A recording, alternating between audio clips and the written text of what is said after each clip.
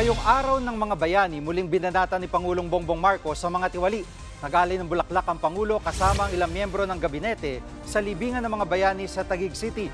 Sa kanyang talumpati, binigyang diin ng Pangulo na dapat labanan ng mga mapang-abuso sa kapangyarihan, pati raw mga opisyal na inuuna ang pansariling interes kaysa kapakanan ng bayan. Nauna ng pinaigting ng Pangulo ang investigasyon sa maanumalyang flood control projects. Bilang Pilipino, may pananagutan tayo sa ating bansa na maging mas mapanuri sa mga mali, na isiwalat ang panloloko.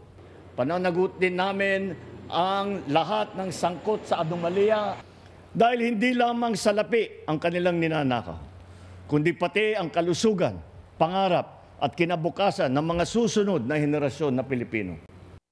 Mga kapatid, Jig Manikad po, pagdating sa mahalagang balita sa loob at labas ng bansa, dapat una sa lahat, mag-follow at mag-subscribe na sa social media pages ng News 5.